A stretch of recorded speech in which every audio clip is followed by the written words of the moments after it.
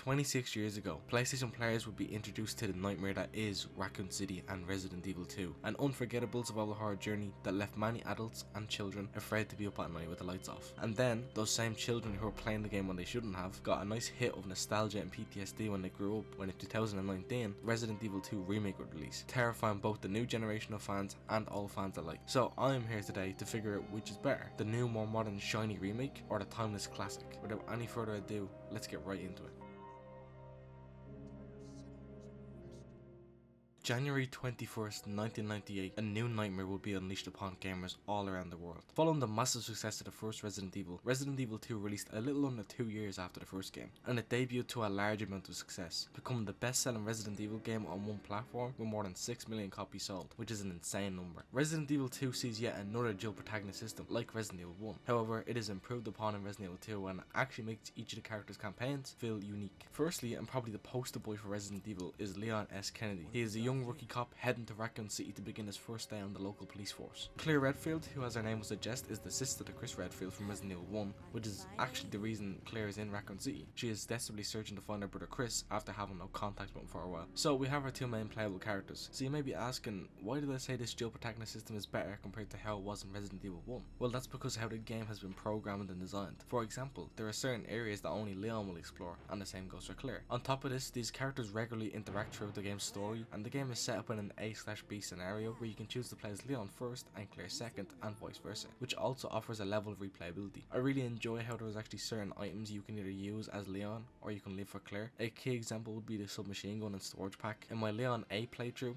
I found these items and I chose to take the submachine gun as I didn't have anything to fight the stronger creatures as Leon. But I left the storage pack for Claire so that I could carry more items, as Claire has an easier time in the early game. And I really like this idea, and it unfortunately did not carry over into the remake. On top of all these differences, there are certain characters that only Leon or Claire will interact with. Leon interacts with Ada Wong, an FBI agent, or so he believes.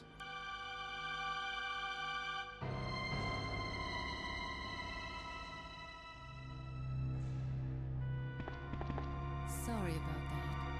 When I saw the uniform... And Claire encounters Chief Irons, the police station's top dog. And not only this, but both campaigns have small gameplay section where you take control as either Ada Wong for Leon and Sherry Birkin for Claire Redfield. And this again makes it feel like a different game and makes replaying the game less of a chore and makes it feel like more so a fresh experience. Gameplay is very similar to that of the first Resident Evil, which is perfect. The same fixed camera angles and tank controls are present and they feel precise and snappy. The camera angles used a lot of the time are so cinematic, I love them. It almost feels like a movie with how the game is shot in some areas. We still see the same inventory management system like the original game, although I feel like the weapon variety is larger and more diverse here, especially since Leon and Claire get unique weapons. From Leon's iconic Matilda pistol, Claire Redfield's grenade launcher, which at high speeds can fling acid fire or explosives at any oncoming creature, which you're gonna need by the way, because even just on normal, I found that there is a way higher concentration of enemies in like one area. For example, there would be 5 to 6 zombies in a single hallway, when the most you would usually run into in Resident Evil 1 was 2 to 3. It's able to give the RPG an overrun feel, and as you clear more and more rooms, it's as if Leon or Claire is taking the police station back from the undead. Voice acting, which is something that was, well, interesting, to say the least in the first Resident Evil. Stop it! Don't open that door! Has been somewhat improved and isn't as bad. Still not great, but improved I'd say. And we also see the return of pre-rendered backgrounds, which are even more stunning than the first game. The Raccoon City Police Department and Raccoon City in general is such an amazing location to explore and get lost in. And I mean that both in the whimsical exploration sense and in the literal sense, since this building is fucking huge. One thing that was unlike Resident Evil 1 was the introduction of a Stalker type enemy, that being Mr. X, an evolved version of the tyrant we face at the end of Resident Evil 1, and what an intimidating creature Mr. X is, although it wouldn't be till the remake where he gets fully realised.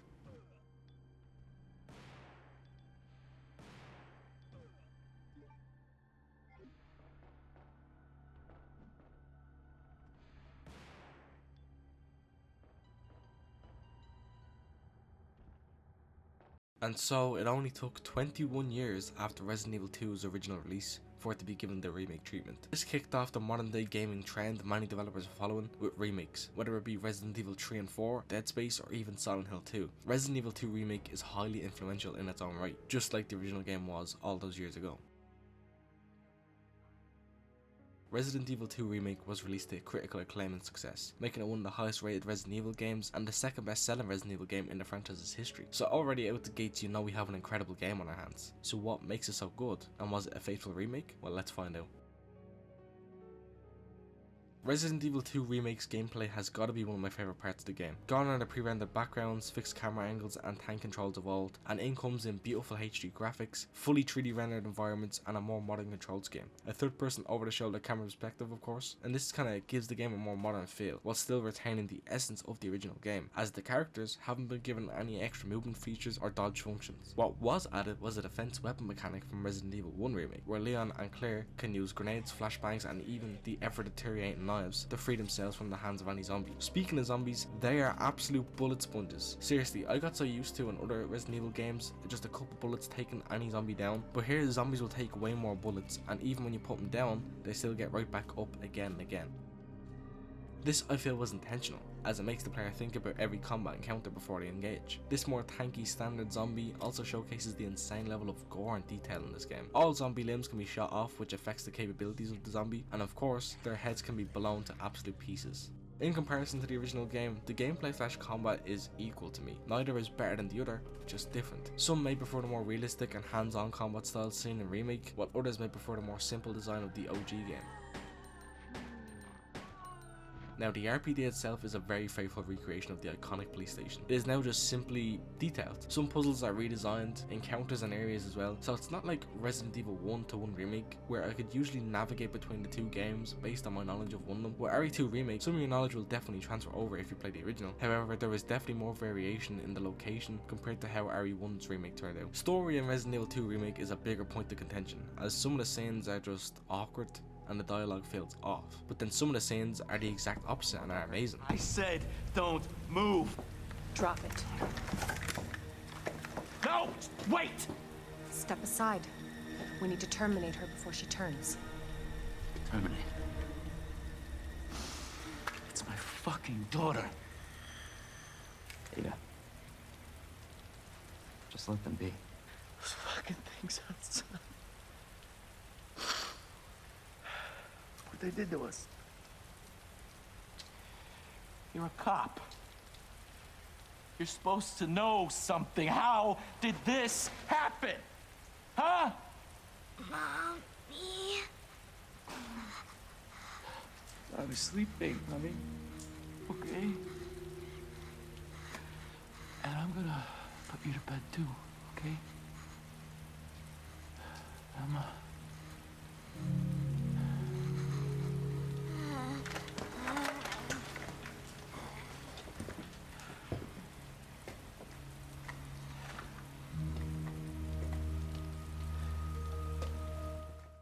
I think it's just some misdirection, as the cast for Resident Evil 2 Remake is excellent, especially Nick Apostolides. He to me is Leon S. Kennedy, but of course, Paul Haddad was the very original first Leon back in RE2, may he rest in peace. Some characters and moments I actually end up preferring in the remake, like a lot of Leon and Ada's encounters were amazing. I really loved the bond and relationship they formed throughout the game. However, a lot of Claire's dialogue is just meh, especially when she first meets Chief Irons in the remake. This kind of attitude she has of, oh, I'm gonna get my older, bigger brother after you, seems kind of childish to me. I don't know, maybe I'm being nitpicky. For the most part, the story is fine, but with the loss of proper unique scenarios like the original, it feels more the same when doing the B scenario. Like I mentioned previously, item sharing is gone from the game as well, and the biggest flaw with the dual scenario setup, Claire fights the same bosses as Leon does, or whoever you choose to play second, when this shouldn't be the case. The whole point of the second scenario is that character arrives later to the RPD. So who exactly hits this like reset button and like factory resets all these bosses for us to fight again? The biggest upgrade for the remake by far is the infamous Mr. X. He is a stalker enemy and a true stalker enemy at that. He kind of builds off of the bones of Jack Baker from Resident Evil 7. However, here Mr. X is relentless. I kind of hinted at earlier that his potential wasn't fully realised till the remake, and my god is this apparent playing RE2 and RE2 remake back to back. In the original game he is definitely terrifying and scary, but he's more so like a rare Pokemon. He shows up every now and then, gives the player a good scare and then fucks off. Here though, he is always looking for you, with the noise of his size 12 Nikes being heard all throughout the RPD.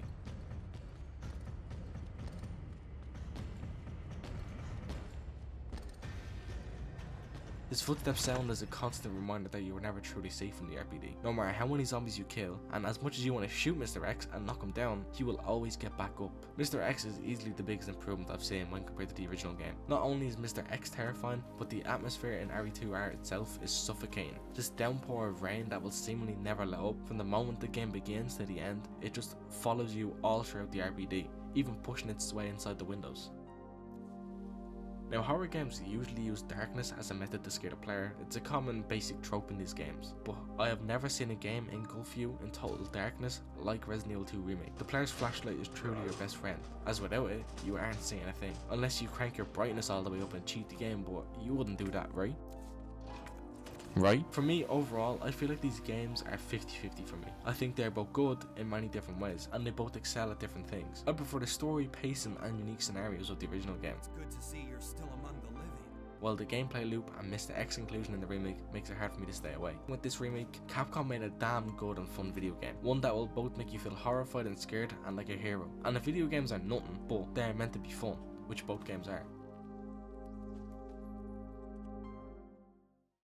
In my last video like this, it blew up, which I'm very grateful for. I read every single comment and replied to nearly all of them, and I heard many different stories and opinions. Some people love the OG out of nostalgia and memories, some vastly prefer the remake but recognise that both games are great, so I'm curious to see how the split will be this time. So tell me down below, what do you think about Resident Evil 2 and Resident Evil 2 Remake? I'm expecting there to be mixed reception and answers between the two, so I'm excited to see what you all think. I had a really fun time revisiting and replaying these two iconic games. I've honestly been away from anything Resident Evil for a while now, if that wasn't already obvious by the fact I've uploaded like 20 Silent Hill videos since my last Resident Evil one. However, I do still have a lot of love for this franchise, and I think I'll always have more to talk about it, so we are just getting started on the video format. However, I will definitely be going into full Silent Hill nerd yap mode come October when they launch the remake. Anyways, I've been yapping long enough. Take care, like, comment, share, subscribe, all that jazz. If you want to see more Resident Evil and Silent Hill related content, check out both my playlists. I'm sure there is something in there for you to watch and enjoy. And yeah, I'll see you in my next one. Peace.